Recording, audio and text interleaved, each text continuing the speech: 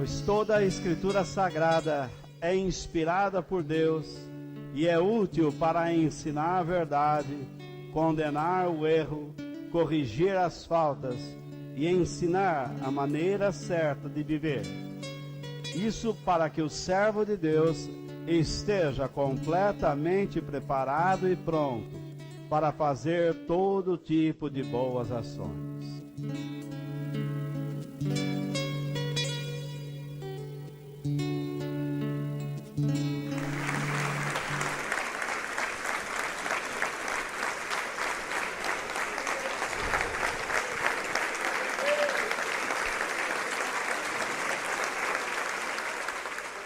O assunto que eu vou tratar hoje é esse. Cuidado, pois a fé e a tolice podem estar andando juntas, de mãos dadas, associadas. O texto que vou usar está em Juízes capítulo 11, versículos 29 ao 31. Muitas pessoas, ou várias, não muitas, mas várias, para ser honesto, me indagaram sobre o sacrifício da filha de Jefté. Eu não coloquei esse texto na série de 53 semanas que fizemos sobre a fé, porque eu estava procurando mostrar o que a obediência pode produzir, mas não quero fugir da raia, como se diz, desse texto complicado. Afinal, ele matou ou não matou sua filha? Como Jefté agiu pela fé em relação à sua filha? Aproveitando a sua história, eu vou querer, ou desejo, compartilhar com vocês sobre questões de votos e promessas. Quem aqui já não fez uma promessa? E quem aqui já não quebrou suas promessas?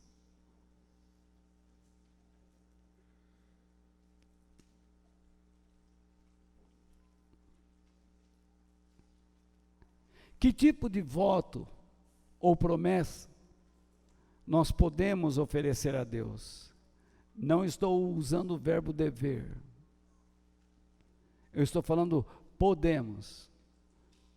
Porventura, podemos ou poderemos oferecer a Deus. E não devemos. Quando um voto ou promessa feita a Deus é uma tolice? Que tipo de promessa ou voto que você faz a Deus é uma verdadeira tolice? Por acaso, uma promessa ou um voto que você faz a Deus é sempre um sinal de incredulidade? Vou tentar mostrar para você que às vezes é e às vezes não é. Muitos de nós já fizemos promessas a Deus e não as cumprimos. E vou tentar explicar por que não. Então, eu convido vocês a lerem comigo o texto de Juízes capítulo 11, versículos 29 ao 31, e ao longo da meditação, possivelmente leremos outros textos do próprio capítulo. Alguns de vocês já receberam pelo WhatsApp as minhas notas e já imprimiram. Então, nós vamos ler na linguagem de hoje, na tradução da linguagem de hoje. Então, o Espírito do Senhor, que é o próprio Deus, dominou, isto é, capacitou divinamente, deu recursos, não é? A Jefté. E ele atravessou Gileade e Manassés e voltou para Mispa, em Gileade. Lembra que os chefes de Gileade foram buscá-lo? Vocês se lembram ainda da história? Que ele foi expulso de Gileade porque ele não era um filho legítimo, ele era um bastardo. O pai de Jefté o teve como filho por meio de uma prostituta, que a Bíblia não designa o seu nome. Mas, num desses vacilos, ele teve esse filho, isto é, o pai de Jefté não cumpriu os votos que fez com a mulher. Então ele já quebrou, teve um filho, o filho está lá,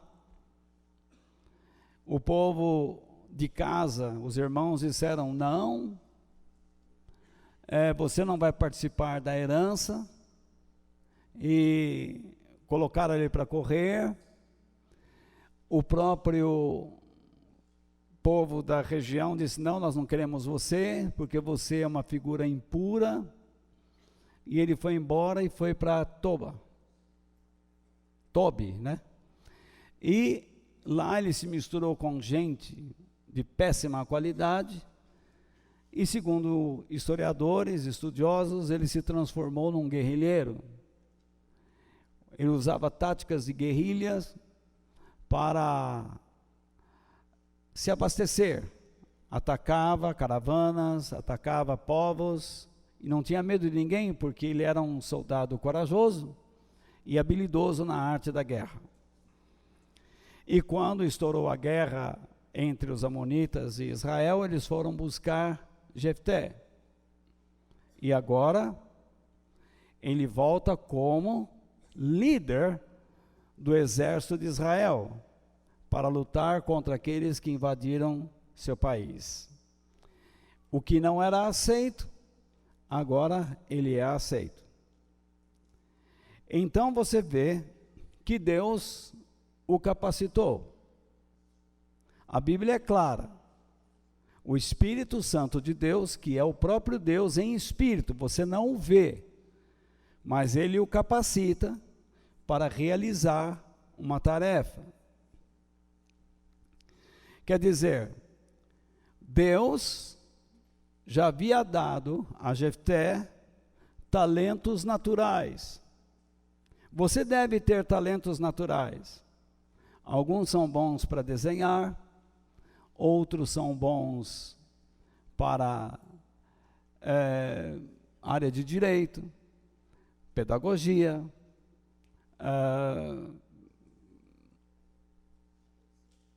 construção. Eu queria assim dizer, a grosso modo, não é? Outros na área de administração, enfim. Outros na área esportiva, na área cênica, artes cênicas, enfim, você tem habilidades. Outros gostam de cozinhar, outros cozinham comida caseira, outros gourmet, não é? Nós temos aqui a Priscila, tem a Carita, e quem mais aí que está na área do gourmet? Quem aqui faz gourmet?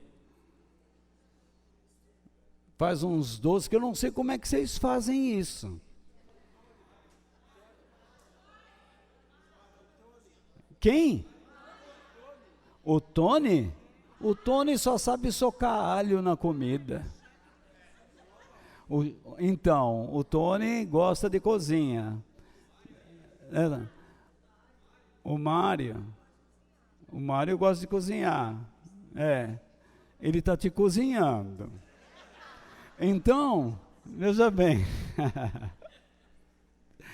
Então você tem habilidades. Eu tenho certas habilidades. Agora, ocorre uma coisa em nossas vidas. Há certas habilidades que estavam obscuras, escondidas. E ao longo da vida nós fomos descobrindo que tínhamos. Porque nunca surgiu uma oportunidade que eu as desenvolvesse. Por exemplo, eu sempre odiei ler. Estudar, então, não me fale. Colocasse um livro em minha mão e eu olhava para você como um inimigo.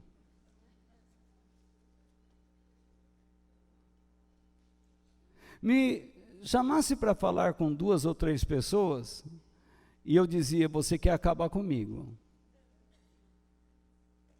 Muitas moças queriam namorar comigo, mas por eu não saber falar, elas foram embora. Até gente rica. Não que eu estou desprezando a Denise.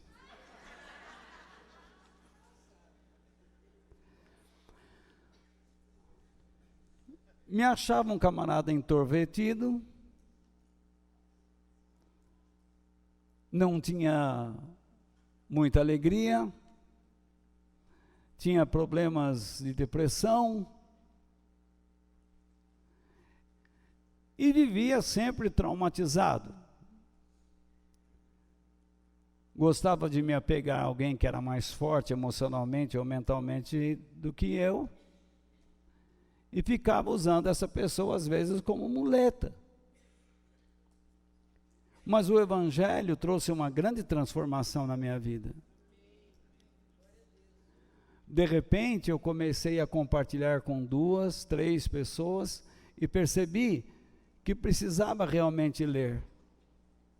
Conheci uma senhora americana, que eu sempre falo o nome dela, inclusive coloquei o nome dela em memória na sala lá em cima, Dona Marie Johnson.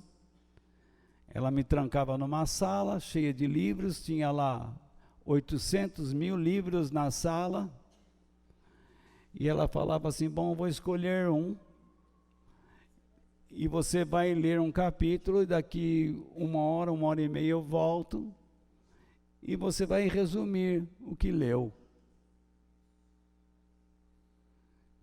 Confesso a vocês que eu tinha vontade de fugir dali, mas só que ela trancava a porta e levava a chave.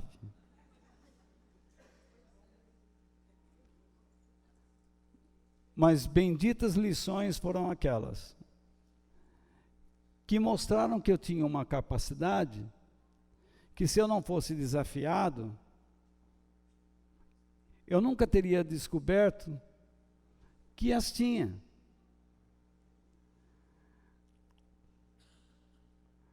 Ao longo de vários anos, me tornei uma pessoa estudiosa, não como deveria, mas me aplico muito, não em favor de mim mesmo, mas em favor de vocês, e antes de vocês, para a glória de Deus.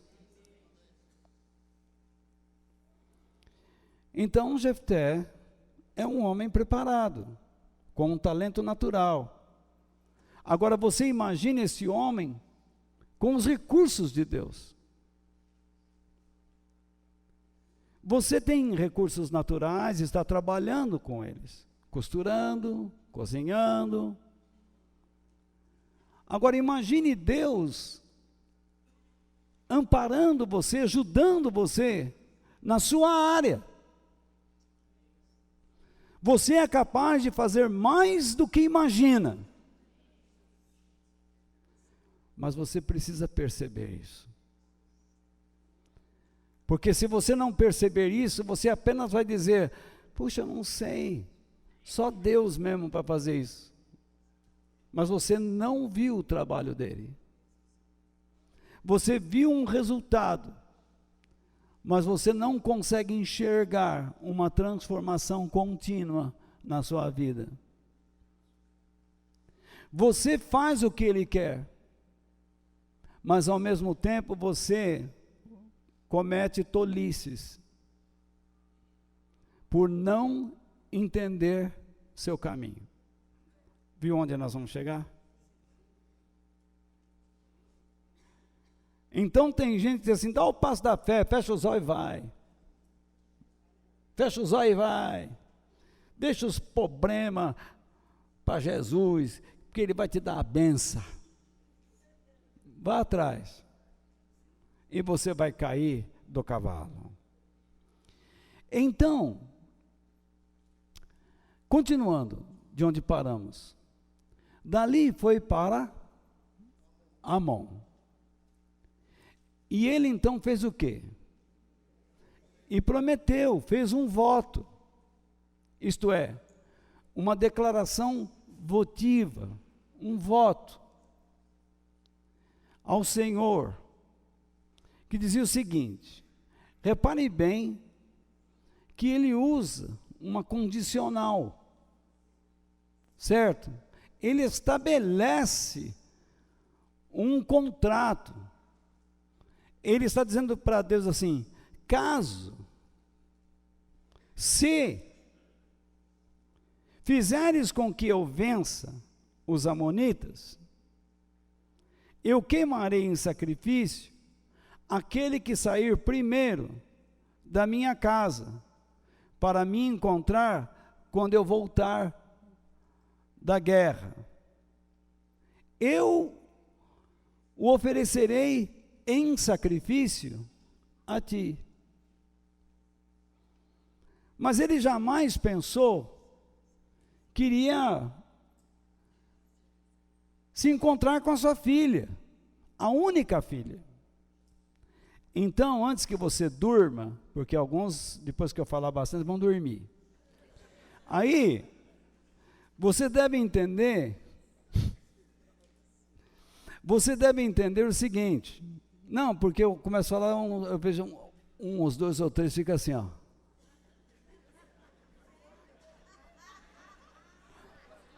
Aí eu falo: olha para mim.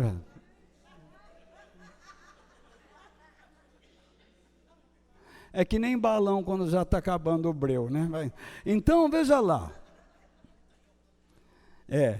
Aí, na mecha, né? Aí,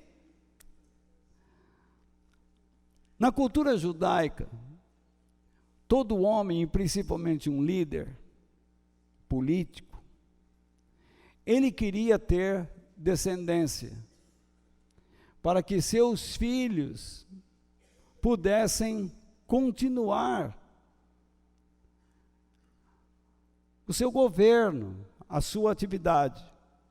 E toda mulher judia, hebreia, israelita, porque israelense é cidadão que nasce em Israel, o israelita é que tem a religião, e pode nascer em qualquer lugar do mundo, porque senão o cristão tinha que nascer no céu e ser jogado na terra.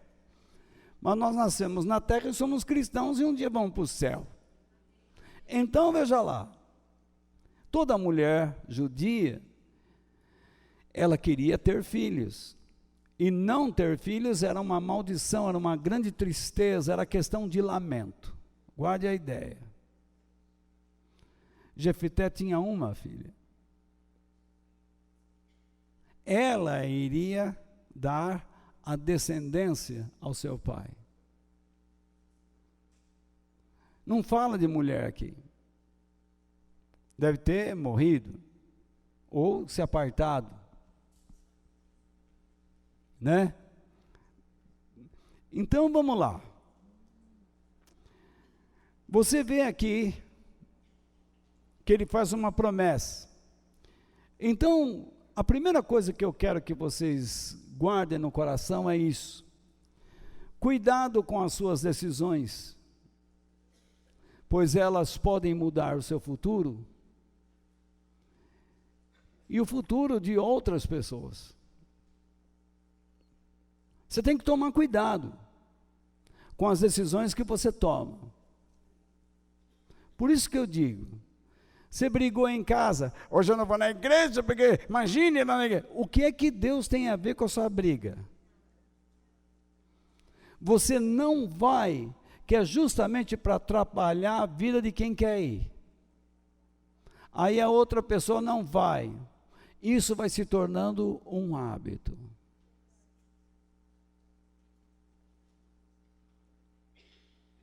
Daqui a pouco você está fora do caminho de Deus. Você que dizia que acreditava, que cria, está fora. Não é que Deus vai tirar tudo que você tem, vai acabar com a tua casa, vai tirar o seu carro, vai tirar o seu papagaio, o papagaio vai ficar rouco, ele vai dizer, igual, é o papagaio da raça Edi.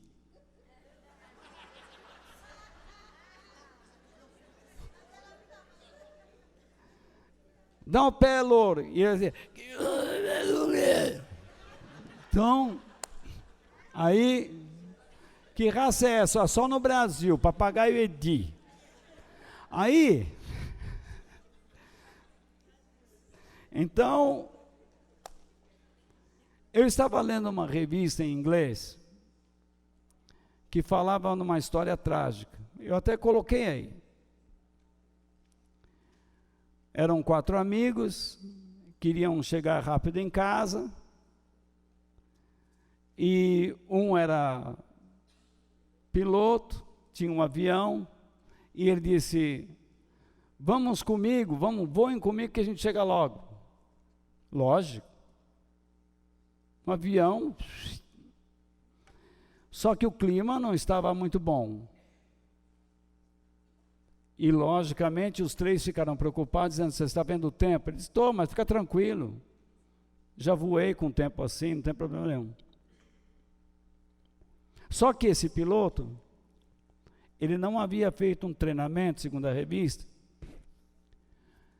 em situações climáticas, cheio de nuvens, quando você não consegue enxergar a linha do horizonte. Isso significa para um piloto que ele não sabe se ele está subindo ou descendo.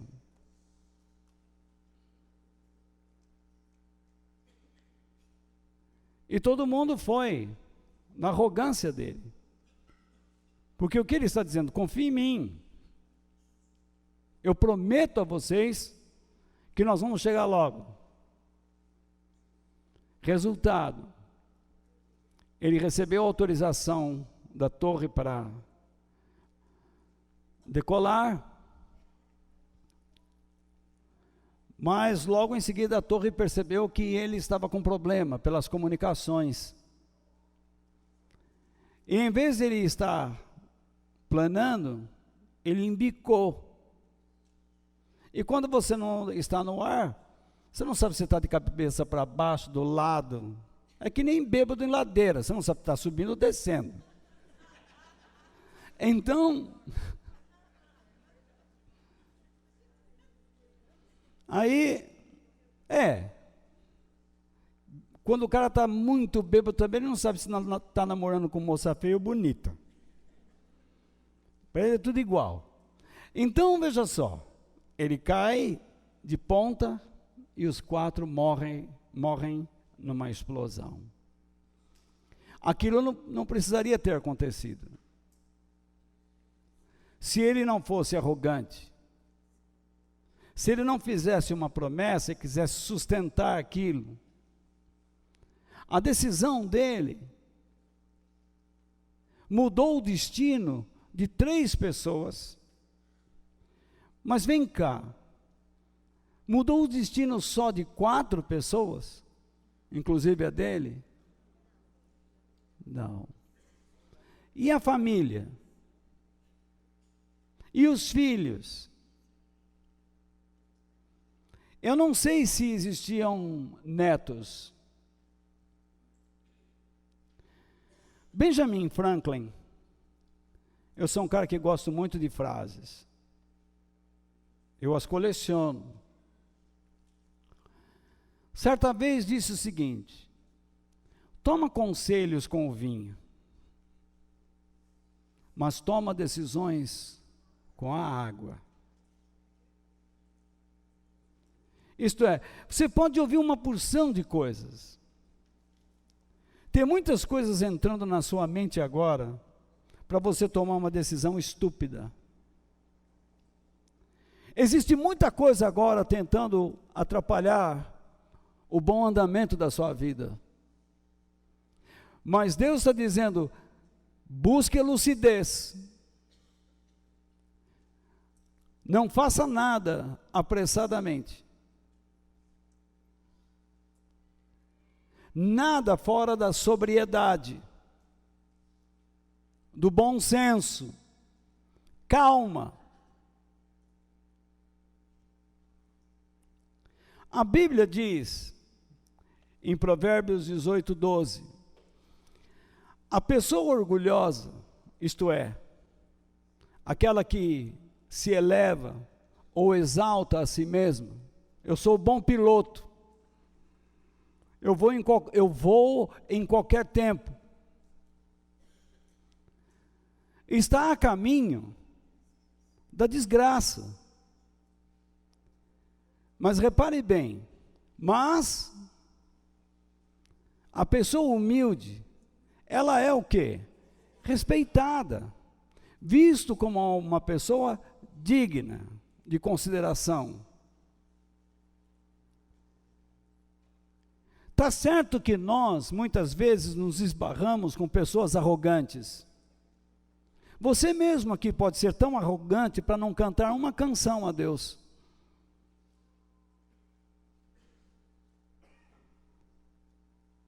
Pode ser que até agora você não ofereceu uma palavra de louvor, de engrandecimento a Deus.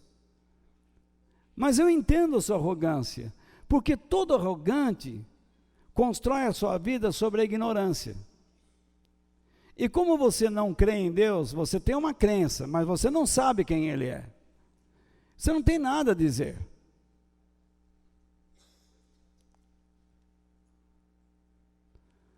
É como um pregador que acredita em Deus, mas ele prega a mesma coisa a vida inteira.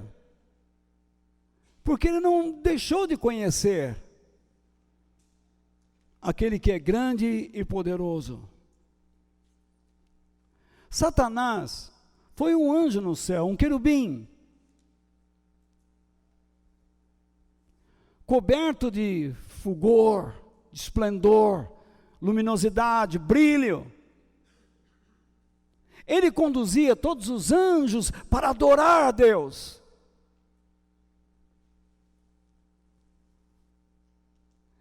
Mas ele não conteve o seu orgulho e o seu egoísmo. E ele disse, eu quero aquele trono. Por que eu tenho que conduzir essas pessoas lá, se eles olham para mim e sentem satisfação em mim? Como alguém pode ousar desafiar aquele que é onisciente?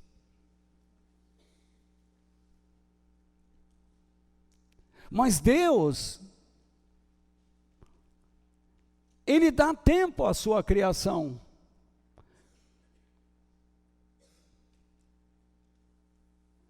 Porque Ele é que tem a capacidade de peneirar.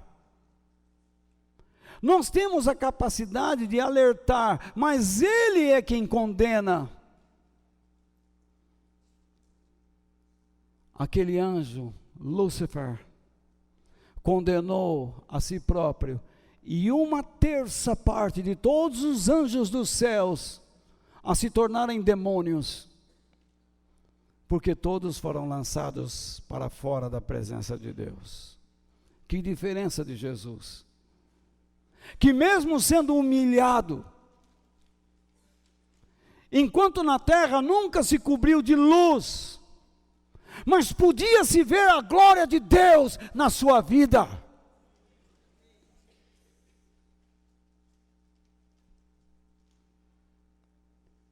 deu exemplo de lealdade, de submissão, de fidelidade a Deus, aceitou morrer na cruz. Aquele que não tinha pecado, perfeito, morreu na cruz, em meu lugar e em teu lugar.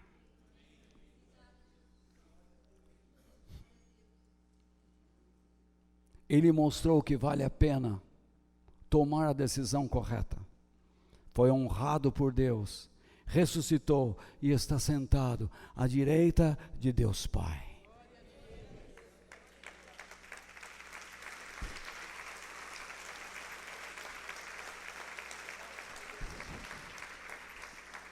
Quando você toma a decisão de ser humilde, de confiar em Deus, você sempre estará, me permita dizer assim, poeticamente, no colo do Pai.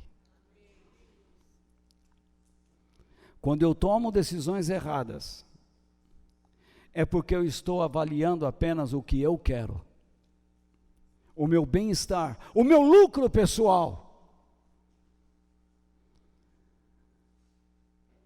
Por que não? O imediatismo. E o pior, desvalorizo o que é mais importante. Está aí o Maduro. Está aí o outro, o baixotinho, da Coreia do Norte. O Kid Rocket. O moleque foguete.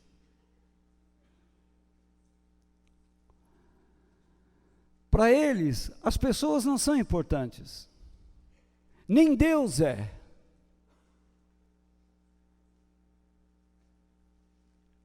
Eles, nem sua família, mas é o gosto de pegar da ganância. Olha esses homens políticos que estão sendo presos aqui no nosso país. Como pode você encontrar num local 100 milhões?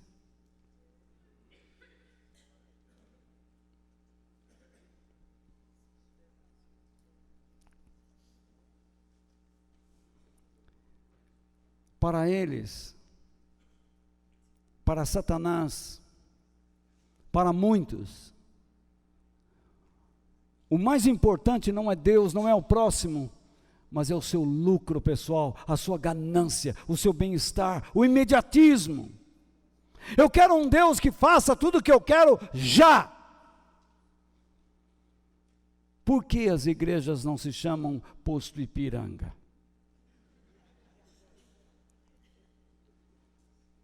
Vocês se esquecem ou se lembram da história de Ló? Quando Abraão olhou para ele, seu sobrinho, e disse: Ló, você tem reparado que não dá mais para andarmos juntos? Escolha para onde você quer ir. Ele olhou para as campinas verdejantes de Sodoma e Gomorra e pensou: ali tem pasto para o meu gado, ali tem água, ali tem cidade onde nós podemos ir fazer compras, não precisamos passar essa miséria em cima de camelo. Foi a sua desgraça, da sua família e até para Israel. Porque do incesto com suas filhas nasceram homens que estão perseguindo Israel no tempo de Jefté. Há muitos exemplos na Bíblia de homens que decidiram errado. Eva, Adão, Caim. Adão e Eva trouxe a nós uma natureza que Deus nunca planejou que tivéssemos, uma natureza pecaminosa. Caim condenou a sua descendência à maldição. Saul destruiu sua casa. Davi, mesmo se arrependendo, teve que conviver com problemas seríssimos dentro da sua família, por causa de seus erros. Sara, Abraão, Sansão,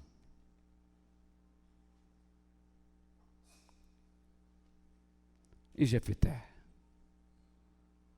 que faz um voto tolo, estúpido. Então, em segundo lugar, o problema que envolve o estúpido voto de Jefté, não permita que a tolice se associe à sua fé. Esse é o problema de Jefté. Ele creu, porém, permitiu que a tolice se associasse a ele. O verso 29 vai nos mostrar assim, que Jefté estava tão preocupado com a sua missão, que pouco valor deu à capacitação divina em sua vida. Diz o verso 29, então o Espírito do Senhor, que é o próprio Deus, dominou, capacitou divinamente Jefté. Jefté se preocupou mais com a sua missão, com a sua carreira, com a sua vitória, e menos pelos motivos e razões pelos quais Deus o escolheu.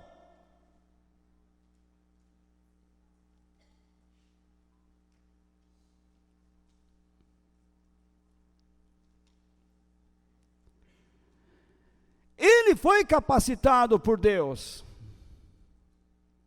E a sua atitude mais correta seria confiar e obedecer ao Senhor. Ou seja, agir pela fé.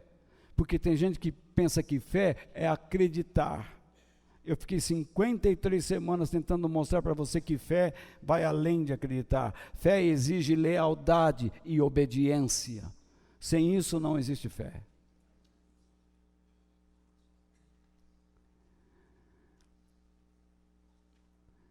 Porém, como um homem traumatizado, valente, porém traumatizado, uma pessoa capaz, porém psicologicamente, emocionalmente abalada,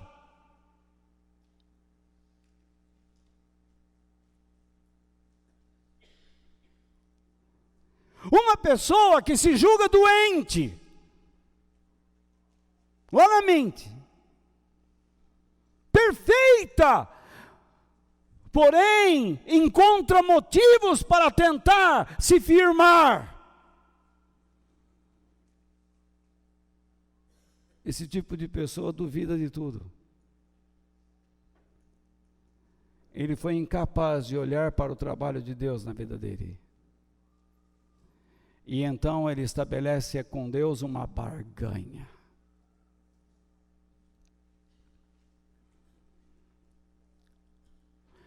No verso 30, diz, e prometeu ao Senhor o seguinte, se fizeres, por que eu saliento no texto,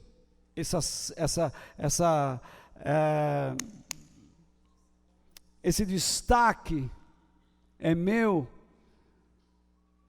porque eu quero que vocês percebam, se Deus está com ele, por que se Deus está com você, para que você vai fazer promessa?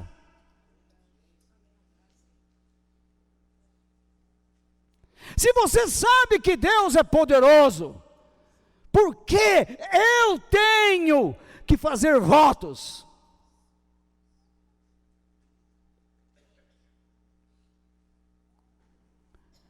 Com Deus não se faz barganha. O que Ele espera de mim é que nós confiemos nele, ou de mim, que eu confie nele, e de nós que confiemos nele, me desculpem. E nada do que prometemos a Ele pode mudar os seus desígnios. Eu não posso dizer, Pai, se o Senhor mudar o mundo, transformar o mundo em um jardim do Éden, eu vou ser um homem que só vou ficar orando. Isso é bobagem, porque Jesus já disse que a incredulidade se multiplicará e a maldade. Segundo, que nós estamos estudando aqui a razão dessa tolice do seu voto. Primeiro, nós vimos que uma decisão errada é problemática, interfere na minha vida e na vida de outros. Agora, por que esse cara fez isso?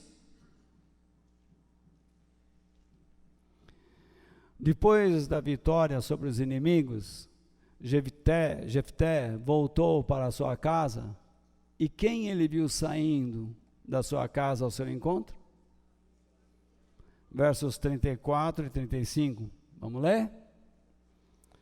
Quando Jefté voltou para sua casa em Mispa, a sua filha saiu ao seu encontro, dançando, tocando pandeiro, inocentemente, feliz, papai! Finalmente, as pessoas reconheceram que o Senhor é um grande general. Finalmente, o Senhor provou que tem valor para essa gente. Era a filha única. Ele não tinha mais nenhuma filha ou filho. Quando Jefté a viu, ficou desesperado. Rasgou as roupas e disse: ah, minha filha, você está partindo o meu coração, porque tem de ser você quem me vai fazer sofrer. Eu fiz uma promessa a Deus, o Senhor, e não posso voltar atrás.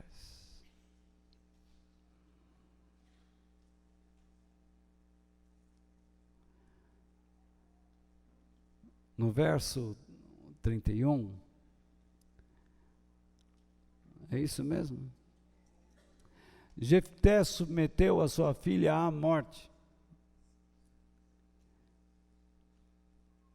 e ofereceu o seu corpo em holocausto ao Senhor? Essa é a questão.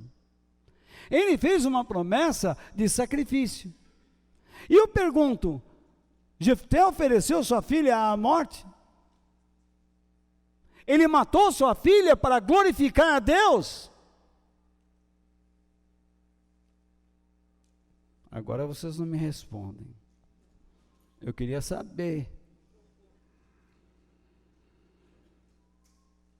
Verso 31 diz: eu queimarei em sacrifício aquele que sair primeiro da minha casa, para me encontrar quando eu voltar da guerra. Eu o oferecerei em sacrifício a ti. Por acaso ele perguntou a Deus se Deus queria isso?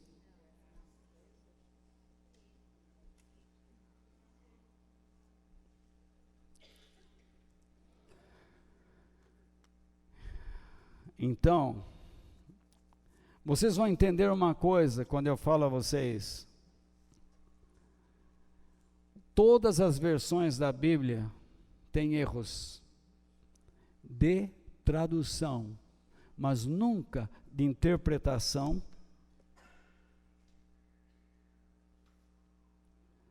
Mas tem erros de tradução. Porque às vezes uma frase muda o sentido quando você esquece de colocar uma vírgula, quando você não usa uma preposição correta. Ou estou errado?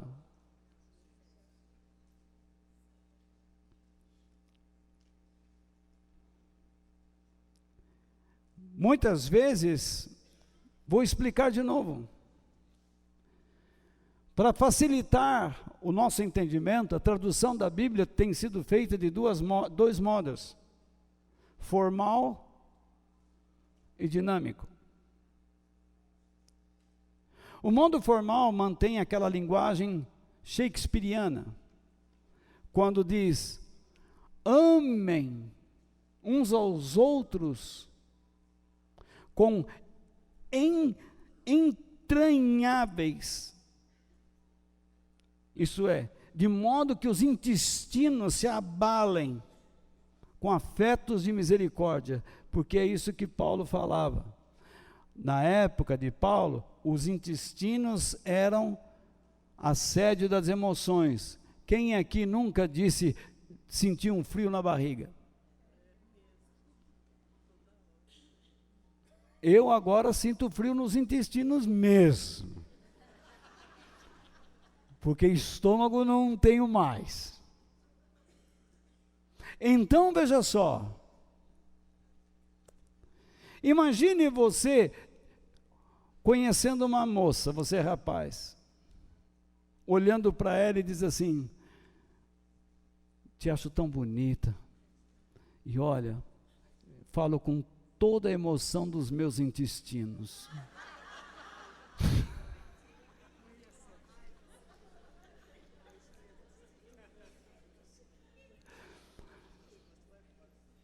Por isso que a palavra de Deus, de modo dinâmico, transforma a palavra intestino em coração, que é algo mais contemporâneo.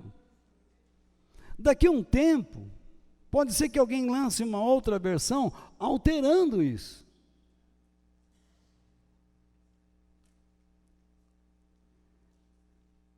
Mas nesse texto existe um erro. A falta de algumas coisas. Porém, a tradução pode ser errada, mas nunca a interpretação deve ser errada, por causa da mensagem da Bíblia, que ela nunca é errada.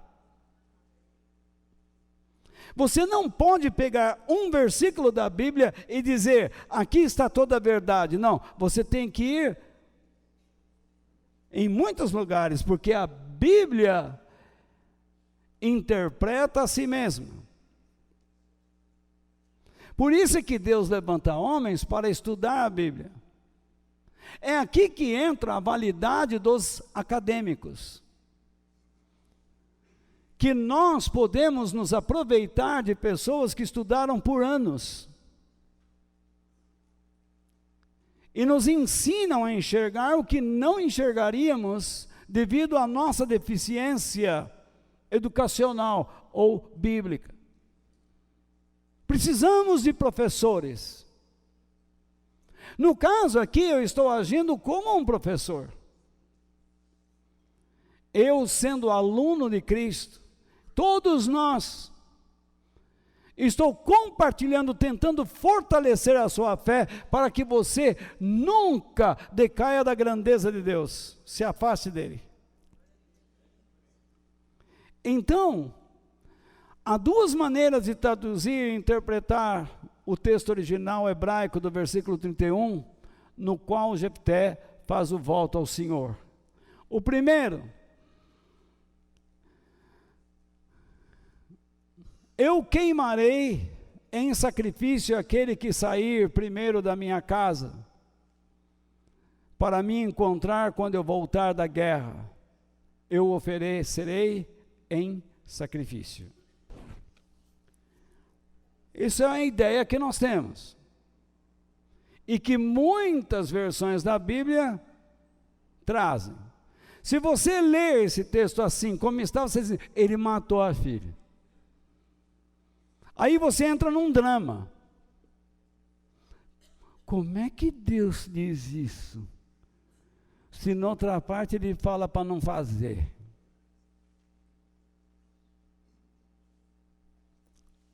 Já já veremos. Segunda,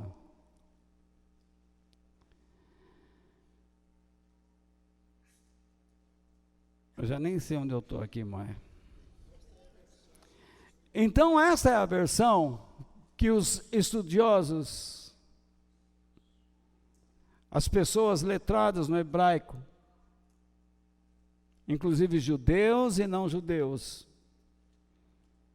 estudando o texto original, nos passa o seguinte, eu vou usar até uma linguagem mais antiga. Se totalmente deres os filhos de Amon, que eram os amonitas, na minha mão, aquilo que, saindo da porta da minha casa, me vier ao encontro, voltando eu dos filhos de Amon em paz, isto é, eu vou voltar debaixo dos teus termos com a vitória, isso será do Senhor. Ó, já mudou, correto? Isso será do Senhor, isso eu oferecerei em holocausto ou em sacrifício perpétuo a ti.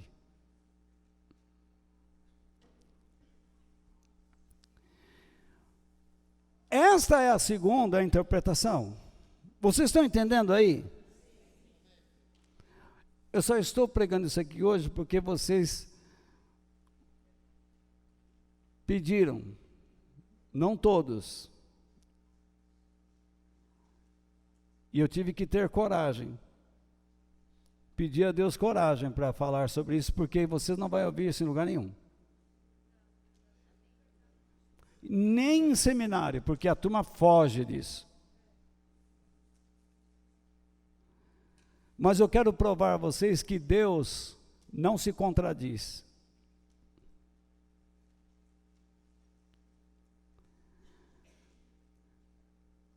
Este segundo texto, na minha opinião, é o verdadeiro. E digo isso por quê? Devido ao caráter de Deus. A filha de Jefté chorou 2 meses. Por quê? Porque ela falou ao pai: pai, o Senhor me oferece em sacrifício a Deus. Não é isso? E ela então vai chorar 2 meses. O que? A sua virgindade. Porque tudo que ela queria era casar e ter filhos.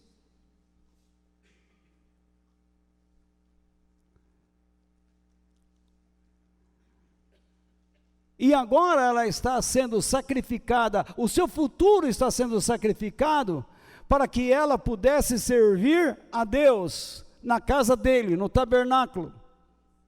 Porque não existia o templo ainda.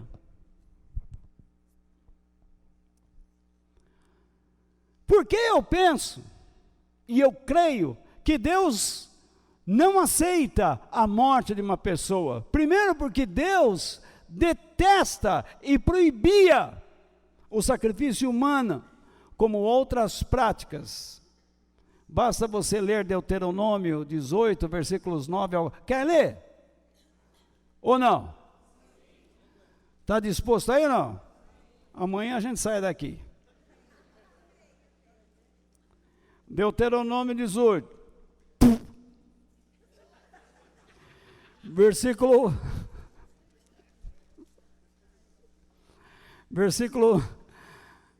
9 ao 14.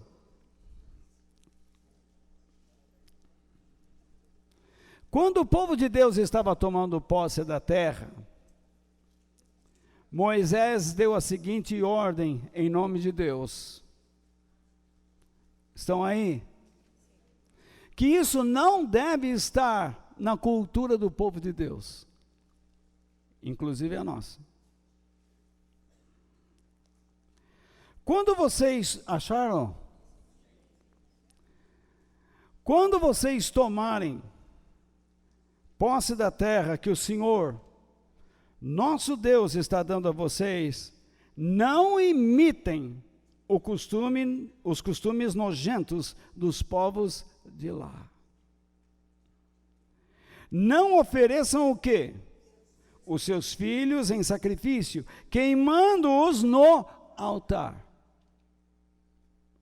Não deixem que no meio do povo haja adivinhos ou pessoas que tiram sortes.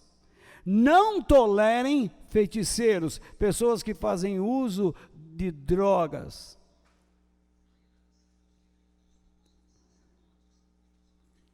Vamos colocar, Evaltão, vamos colocar no áudio aí. Você apertou o botão errado, Evaltão. Eita, mano.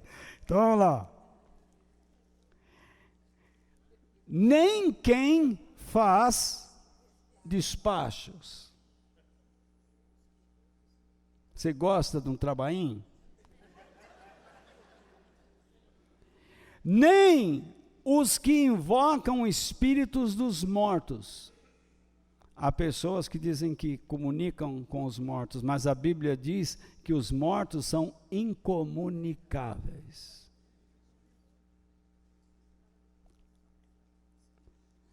O Senhor Deus, olha lá, detesta os que praticam essas coisas nojentas, e por isso mesmo está expulsando da terra esses povos, enquanto vocês estão tomando posse dela. Se ele detesta, como é que ele vai aceitar?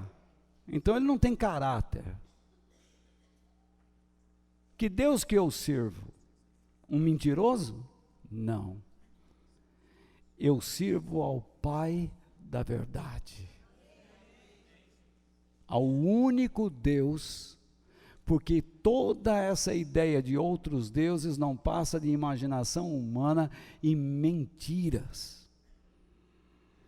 Em todas as coisas sejam fiéis ao Senhor nosso Deus. Muito bem. Tá bom aí. Não tá? Deu para entender, não deu?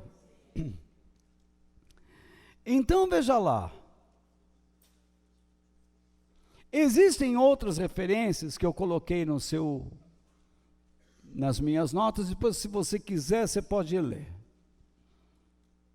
De modo algum Deus aceitaria um voto tolo desse. Porque um sacrifício é um voto de tolo. E todo voto é uma grande tolice. Porque Deus sabe que você não vai cumprir.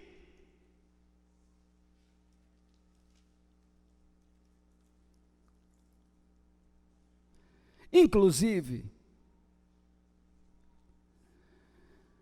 o povo de Israel teve uma época na sua vida que começou a queimar suas crianças em altares de deus pagãos.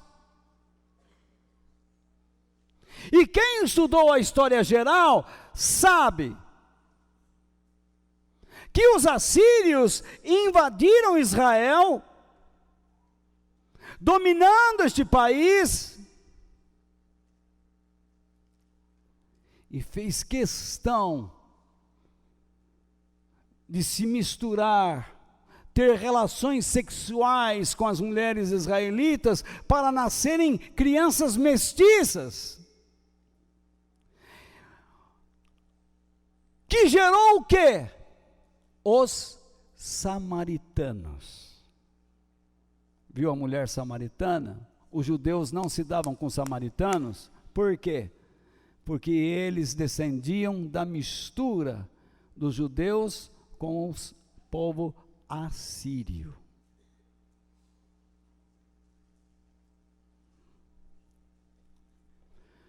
Mas os judeus eram tão arrogantes, porque eles também fizeram a mesma coisa, e Deus mandou-os como cativos, como escravos dos babilônios, na época de Nabucodonosor. E só foram libertos pelos reis da Medo e da Pérsia, Ciro e Dario, não você.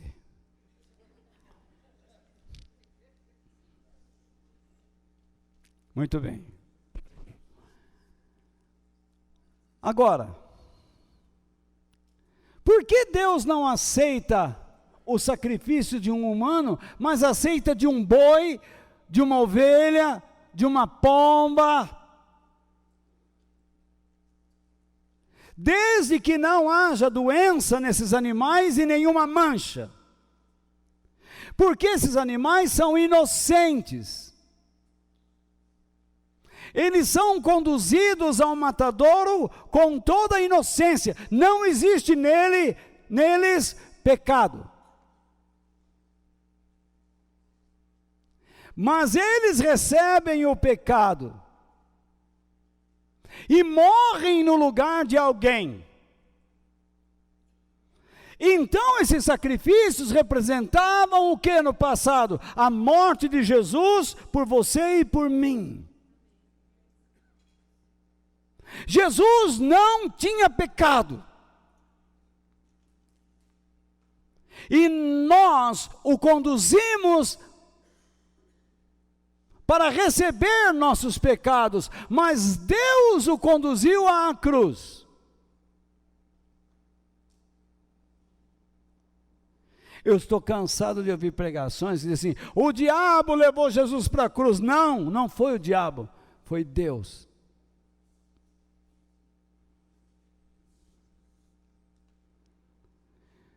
Jesus o tempo todo disse, quando eu for levantado, atrairei todos a mim.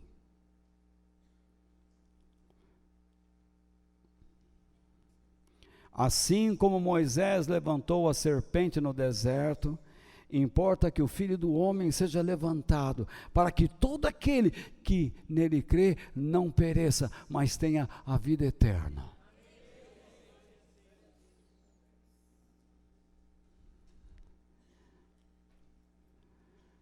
Já cansaram? Falta só 2 horas.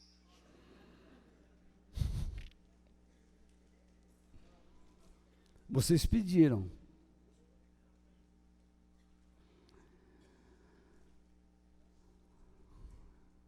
A filha de Jefté não seria aceita como holocausto, por quê? Porque ela era imperfeita. Ela era tão pecadora quanto eu e você. De modo que uma pessoa pecadora não consegue morrer por outro pecador. Porque eu já tenho pecados suficientes para me condenar. Imagine você jogando os seus sobre mim. Ou eu jogando os meus sobre você.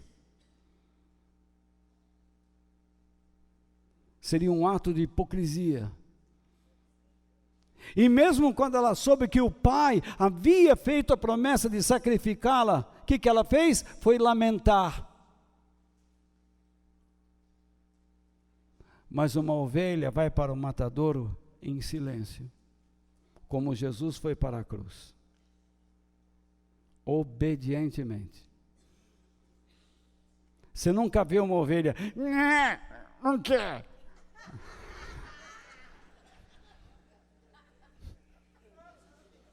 Bé, bé, não quer. Não, ela vai.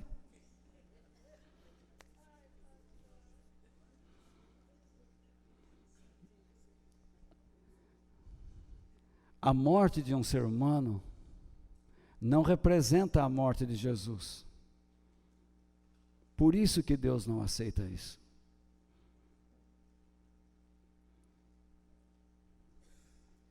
E você não pode prometer a Deus assim, ó Deus, se o Senhor fizer o que eu quero, eu vou pegar esse filho aqui e vou fazer ele se tornar um médico. Deus vai dizer, você é um tolo. Você está definindo o futuro dele, dando a ele um outro futuro que eu não dei.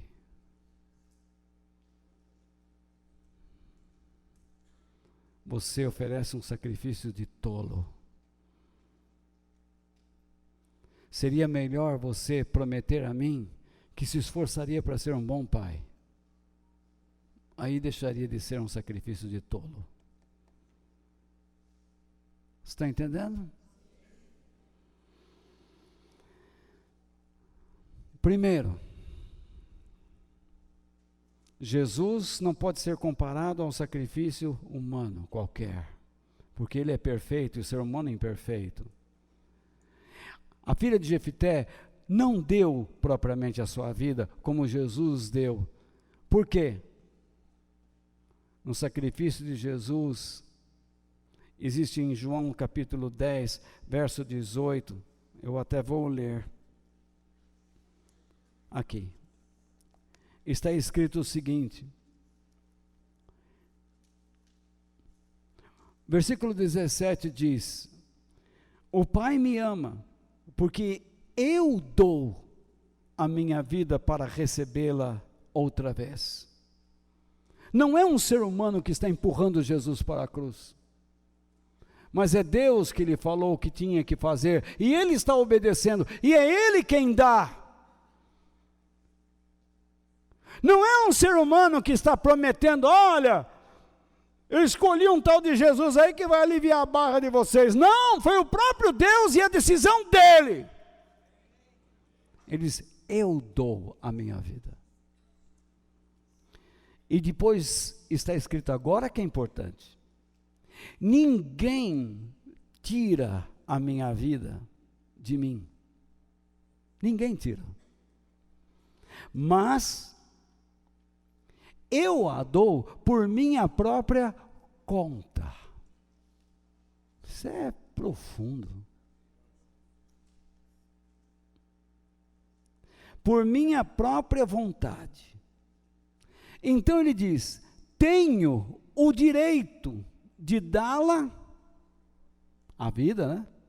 E tornar a recebê-la. Isto é, eu tenho o direito, porque sou obediente, eu tenho o direito de dar a minha vida a favor de vocês e depois ressuscitar, para que vocês ressuscitem comigo, pois foi isso o que o meu Pai me mandou fazer. Não é um Jefté, não é Sansão, não é um Walter, não é um João, não é um Antônio, mas Deus enviou o seu Filho ao mundo, para que todo aquele que nele crê não pereça, mas tenha a vida eterna. Jefté não era totalmente leigo, desconhecedor das leis de Deus. Ele jamais iria falar: eu vou queimar uma pessoa. Ele era um judeu.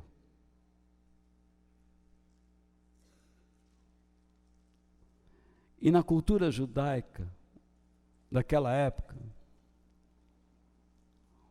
o termo holocausto ou sacrifício era aplicado nesses casos para moças escolhidas pela família por causa de votos e promessas a sacrificar o seu futuro a fim de viver dentro da casa de Deus, servindo o Senhor em orações, limpeza, cozinhando, dessa maneira.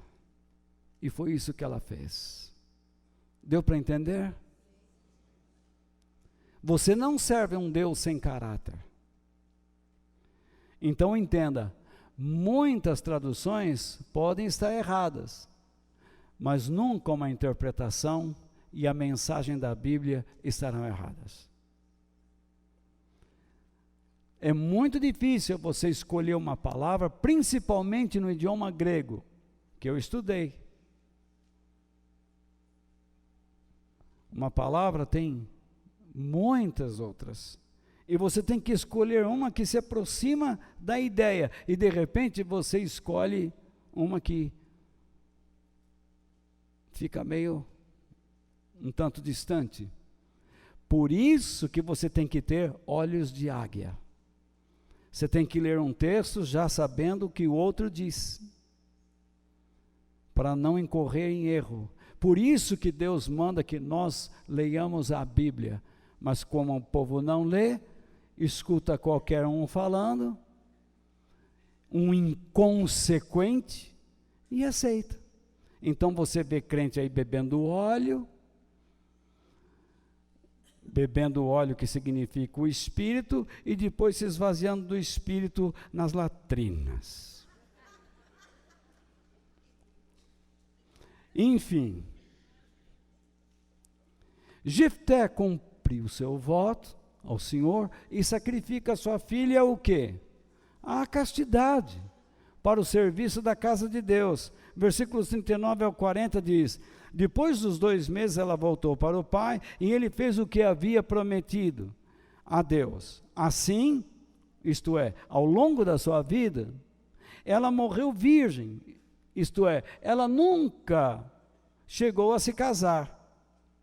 Daí veio o costume de as mulheres israelitas saírem durante 4 dias, todos os anos, para chorar pela filha de Jefté, o gileadita. Quer dizer, esse costume é: papai, não faça comigo o que Jefté fez com a filha dele. Deixa eu ter esse gosto. Então, em terceiro lugar, pronto, liquidado. Agora eu acredito que você está entendendo melhor que isso é impossível, porque o caráter de Deus não permite isso. Imagine que você é um imoral e Deus diz assim: eu odeio a imoralidade, eu odeio aquele que ama o pecado. Você não abandona a imoralidade e Deus diz assim: que bom. Eu ouvi essa semana um pastor que eu pregava junto com ele, eu não acreditei. Há um tempo atrás morreu uma pessoa que se dizia ateia. Por se tratar de homem, se dizia ateu. Então ele dizia assim: quando eu morrer, eu vou me encontrar com ele no céu. Porque apesar de ele não crer em Jesus, ele expressou o evangelho, ele amou as pessoas, ajudou as pessoas, então ele está salvo. Onde esse louco tirou essa ideia? Então nós não precisamos mais do sacrifício de Jesus, basta obras.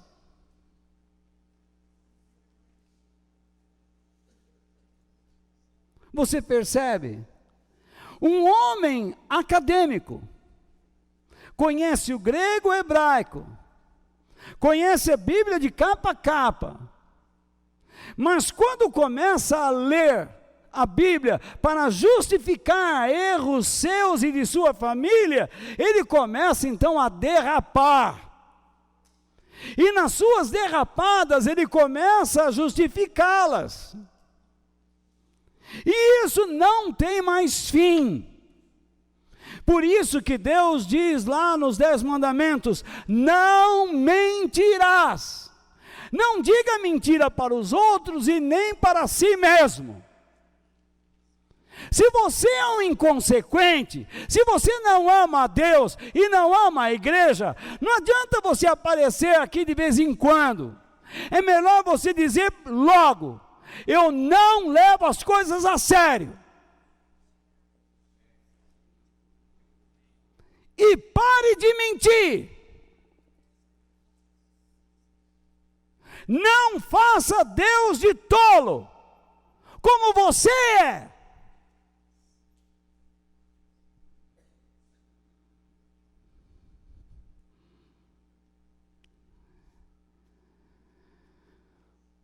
O que Deus espera de mim é a fé, fidelidade, lealdade, e não barganha ou comércio. Eu creio que Deus está dirigindo a minha vida, e principalmente nesta noite. Isto é, se estou dando a Ele a permissão.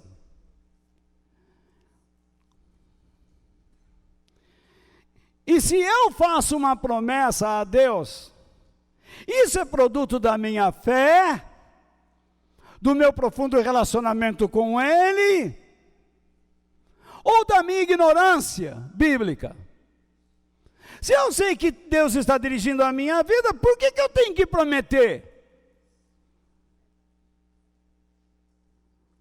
Senhor, está escrito que se eu buscar o teu reino, o Senhor há de suprir minhas necessidades, as necessidades que o Senhor percebe que eu preciso, o Senhor dará, o Senhor acrescentará à minha vida.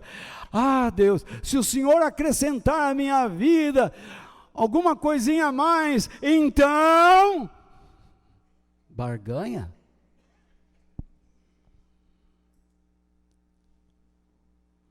Geralmente, como ser humano que sou e você é, nós temos a tendência de fazer uma promessa com Deus com a expectativa de alguma retribuição.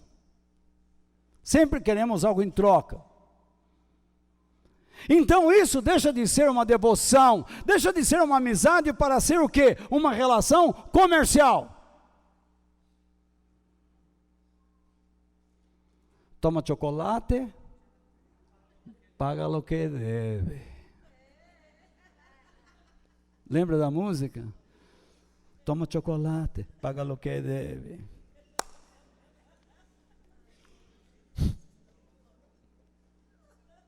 Eu pergunto, para que servem as promessas? Se você resolve fazer uma promessa, ela deve ser feita para reforçar a sua amizade com Deus, a sua aliança e a sua comunhão com Ele. Entre o ser e o Criador.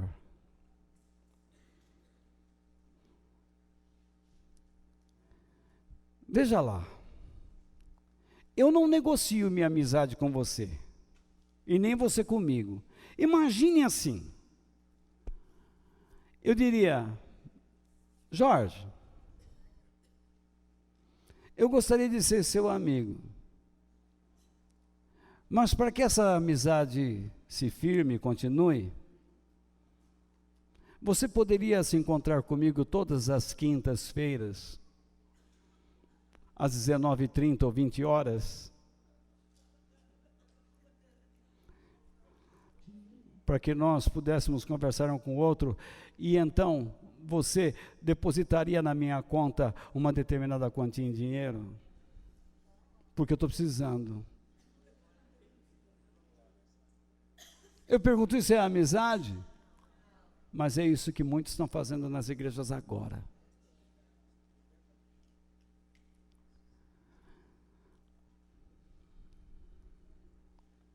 Estão fazendo sacrifícios de tolo, estão prometendo que vão frequentar culto de libertação, culto para arrumar casamento, culto para arrumar namorado, porque, olha, se você tá na cangaia, é melhor você pedir um milagre para Deus, não vem não? Se a coisa escangaiou mesmo, que nem fala na roça lá, só um milagre. Do jeito que você está, nem Jesus pode te ajudar. Então, veja lá, se você pipocou, quem sabe Deus levanta aí alguém com doença nos olhos. Então, então, veja lá, muito bem.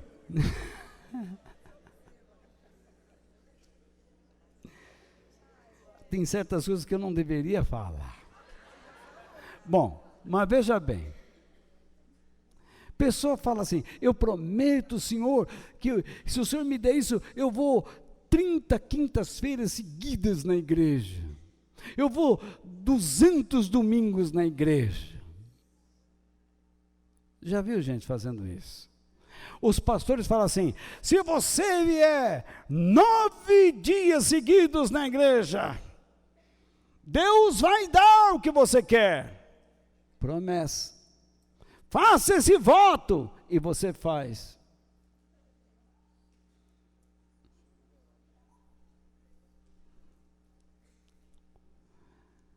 E você está oferecendo um sacrifício de tolo. Porque a Bíblia diz que você não pode manipular Deus. Você não pode barganhar com Ele. É pecado você fazer isso. Você substitui a sua devocional, a leitura da Bíblia, suas orações. Você substitui o seu crescimento espiritual, que deveria ser usado para fortalecer pessoas, por ganância, por interesses pessoais. Por isso que eu prego contra a corrente, campanha e novena, e alguns bobalhões aqui me criticam. Mas hoje eu estou dando a base teológica para vocês. Porque você é um tolo, mais tolo que eu. Além de ser tolo, você construiu sua tolice sobre a sua burrice, que é o termo chulo para a sua ignorância.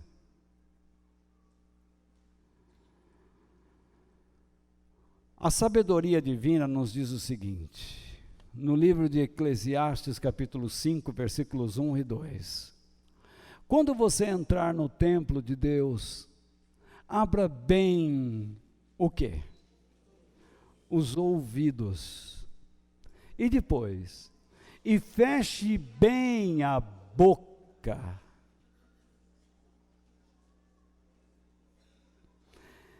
É melhor abrir os ouvidos e fechar a boca. Porque parece que o povo de Deus tem a mania de fazer o contrário.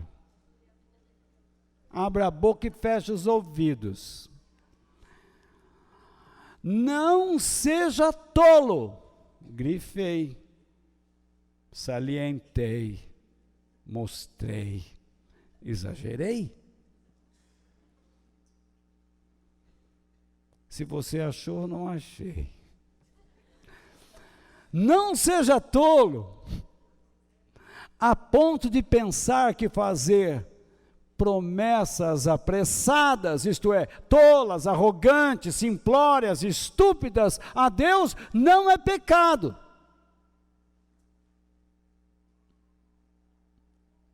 Então, quando você comparece perante Deus para ouvir o que Ele tem para ensinar, fecha a boca. Mas escute, o que Jesus disse? Quem tem ouvidos para ouvir, ouça. Não é para falar, eu tenho os ouvidos, eu tenho os olhos ouvidos, eu tenho os olhos ouvidos nas orelhas. Deus diz, ai, cada estupidez, meu. Quem tem ouvidos para ouvir, ouça.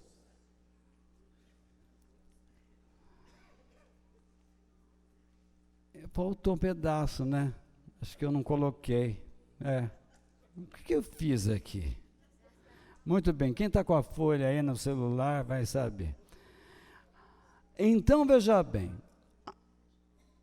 Ele está no céu e você cai embaixo na terra. Por isso, fale bem pouco. Deus também não está proibindo você de falar, mas fala pouco. Menos eu. Então, veja lá.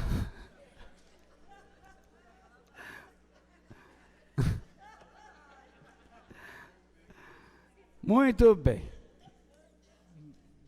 Como cristão, eu devo preferir sempre o quê? A obediência a uma tentativa de suborno, de barganha ou de comércio.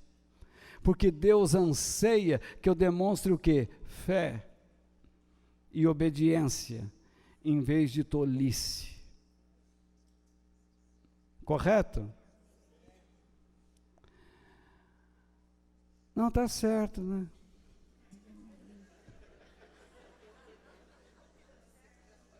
Tá bom. Em quarto lugar e último, digam graças a Deus.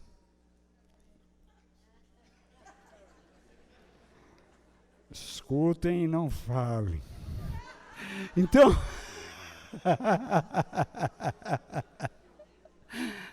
então veja lá, que eu seja um homem de fé e me esforce para ser obediente, segundo a palavra de Deus. Uma vez sabendo de tudo isso, que eu pare com esse negócio de achar que eu tenho que ficar prometendo? Quantos não fazem promessas a Deus quando estão doentes, financeiramente quebrados, quando estão enfrentando problemas conjugais e diante de exames escolares ou universitários? Eles prometem tudo. Se o Senhor arrumar minha vida, eu vou frequentar ininterruptamente as reuniões da igreja.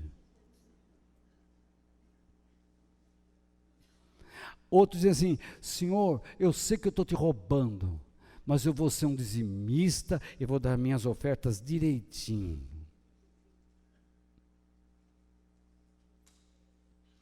Outros dizem: eu vou ler a Bíblia em 1 ano, prometo.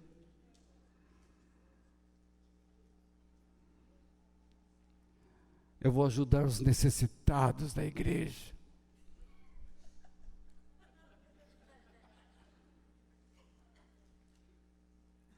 Tá.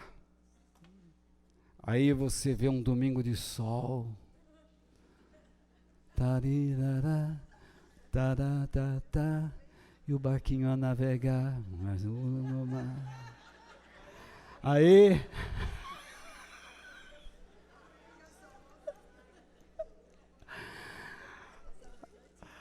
aí você não vai. Como é que fica? Quebrou. Você diz assim: não, mas é uma vez só. Mas você prometeu.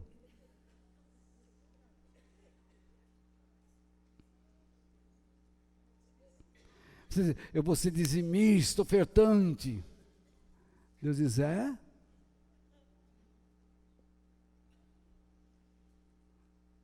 Sim. Você dá 1, 2 vezes. Dízimo é 10% do que eu ganho. É o que eu faço, eu. Aí você fala assim: mas é muito dinheiro. O pastor está engordando.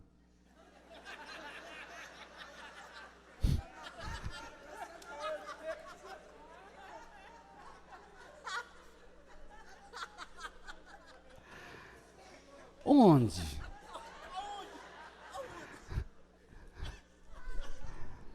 Então,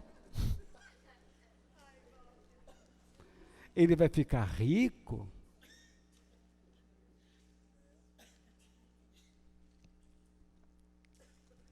Não, eu vou estipular uma quantia. Você já está roubando.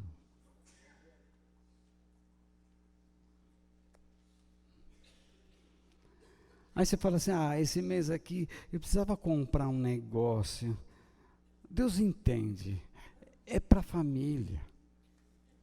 Você já quebrou.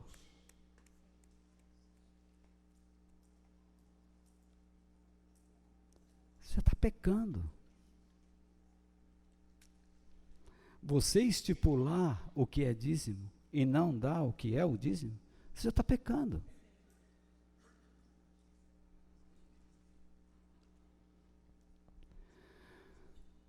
Eu vou ler a Bíblia o ano inteiro, eu prometo.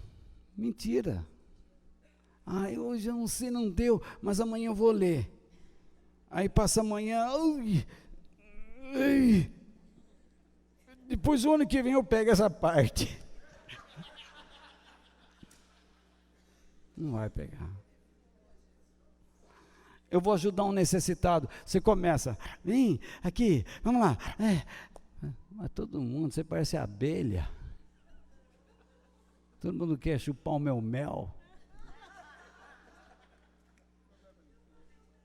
Eu estou parecendo flor do quê? De maracujá? Isso não é abelha, já é mangangaba. Então quer dizer, não dá assim não. Aí já começa a falhar. Tem gente que fala assim: eu vou orar, Senhor, vou ser um homem de oração dedicado. Aí levanta-se, que frio, os dedos do pé estão assim, ó.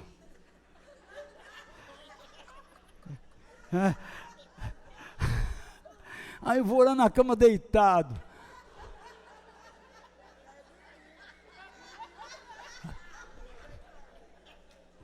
Vai. Esquece.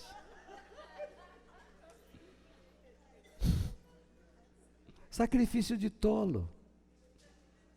Você esquece que fazer um voto a Deus, uma promessa a Deus tola, não é pecado?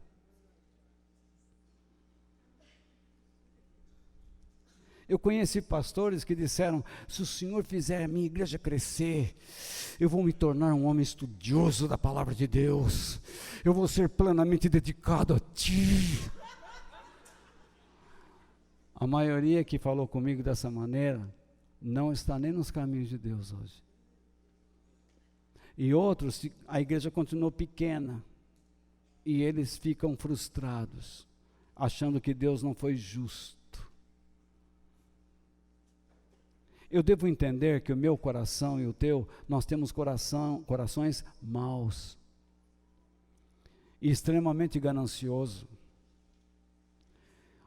Nós criamos maquinações, a fim de obter interesses pessoais das pessoas. Imagine, tentando fazer isso com Deus. Fazemos.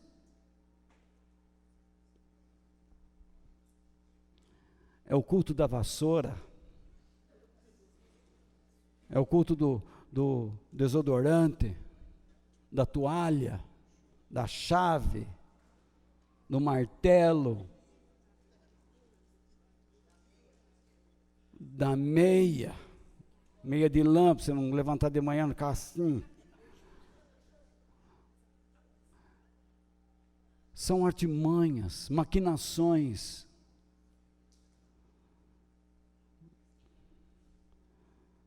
A sabedoria divina nos ensina que, se nós prometemos a Deus alguma coisa e não fazemos, estamos cometendo um grave pecado. O problema é que quando eu e você enfrentamos desafios, somos tentados a negociar com Ele. Em vez de buscarmos como Ele quer que nós andemos, nós ficamos buscando atalhos, tentando mostrar para Deus que nós somos bons, mas Deus sabe que você e eu somos maus, nós não prestamos. Você não vale nada, e nem eu valho. Por isso que a Bíblia diz: vigiem e orem. Porque você é um mentiroso.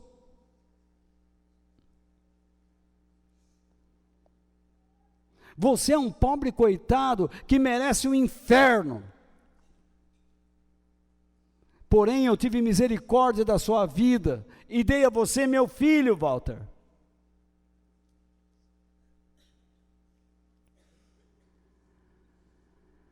Como pode uma pessoa imperfeita tentar dirigir aquele que é perfeito? Quando eu tento negociar com Deus, isso revela o quê? Que eu não conheço a Ele, não conheço a sua voz, não conheço a sua direção, não conheço os seus propósitos. Só conheço uma coisa, se é que a conheço, se é que a enxergo, a minha ignorância sobre os caminhos que eu estou seguindo. O profeta Oséias, inspirado por Deus, disse, em Oséias 6,6, eu quero que vocês me amem, e não que me ofereçam sacrifícios. Em vez de me trazer ofertas queimadas, eu prefiro que o meu povo me obedeça. Imagine, você sendo mau, tentando manipular quem é bom. Você imperfeito, tentando dar ordens ao que é perfeito. Eu determino, não é que essa pastorada ensina aí? E você, bocó, cai nessa conversa, porque não conhece Bíblia. Nem Deus você conhece. Porque se conhecesse, você não tomaria uma posição dessa. Há pessoas que chegam aqui, por causa de uma reunião, dizem assim, encontrei a minha igreja. Aí vem na segunda reunião, não foi tão entusiasmada quanto aquela que ele estava aqui, e já começa a falar, eu já não vou. Porque você não quer aprender. Esse é o problema do povo latino. Para que existe escola? Para atrapalhar a minha vida?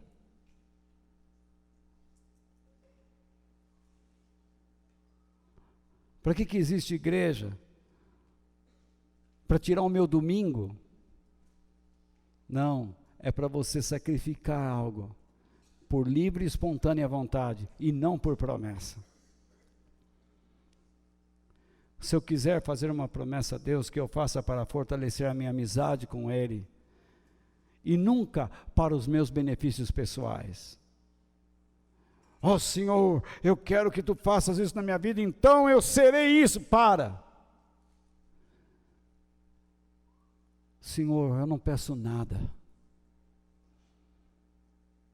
Eu quero ser uma pessoa que pertence a Ti. Eu quero aprender, eu quero orar. É melhor você não prometer nada. Portanto, que eu confie no chamado de Deus e que, humildemente, eu me disponha a ser aperfeiçoado por Ele a cada dia. Que em vez de fazer promessas malucas, bizonhas, tolas, idiotas, arrogantes, estúpidas, que eu procure saber como Deus quer que eu ande. Eu estou tendo problemas conjugais, meu Deus, eu preciso ser mais humilde. Eu não quero destruir minha casa. Eu não quero tomar uma decisão que vai afetar o lado emocional dos meus filhos. Eu não quero destruir. Eu sei que há casos que aconteceram, paciência, mas você tem que saber buscar a Deus, a direção. Meu pai é louco, minha mãe é doida. Nossa, eu quero arrumar uma casa e viver independente. Deus deu o tipo de pai e mãe correto a você. Fica lá. Saiba conviver com aquela situação e aprenda. Seja fortalecido. Ajude-os a enxergar o que eles não conseguem enxergar. Se eles não busquem, busquem você. Filho, honra o teu pai e tua mãe. Eu não suporto mais viver no Brasil. Nem eu. Nem Jesus. Diz que Jesus é brasileiro, mas ele costuma falar que é israelense.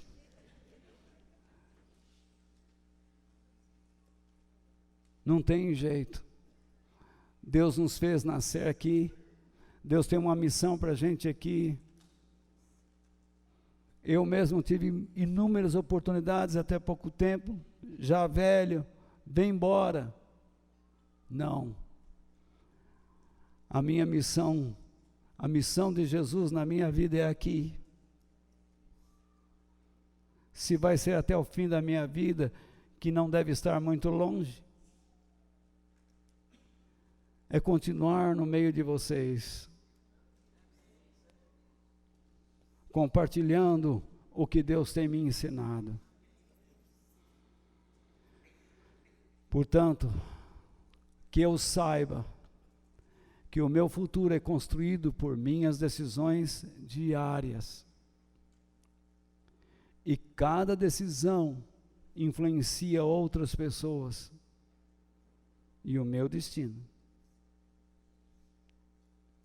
Se você toma decisões erradas, se você escolhe uma igreja fraca, se você escolhe um falso pregador, se você escolhe um livro errado para ler, se você toma uma posição errada na sua faculdade, imagine o prejuízo. Ou eu estou falando bobagem? Se você está sendo um mau pai, você tomou uma decisão de chegar em casa e falar assim, não vou falar mais nada com a minha mulher, quero chegar lá que nem uma estalta. E você, mulher, fala assim, eu não vou mais me arrumar para o meu marido, ele vai me receber de chinelo na havaiana, com os dedão abertos, assim, ó, e tomara que nasça frieira neles. Não vou nem comprar Androdermal, vai ficar lá na cama. Ele vai falar, que dedo é esse que você tem? Qual deles? É esse? Tó, esse? Tó. Então, eu quero que se exploda. Não vou nem tomar banho. vou deitar na cama, não vou mais me depilar, vou deitar, ele vai falar, estou dormindo com o orangotango. Então, eu quero saber.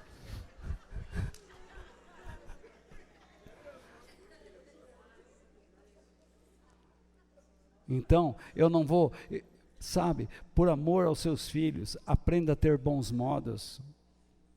Por amor à sua família, cuide dela, proteja.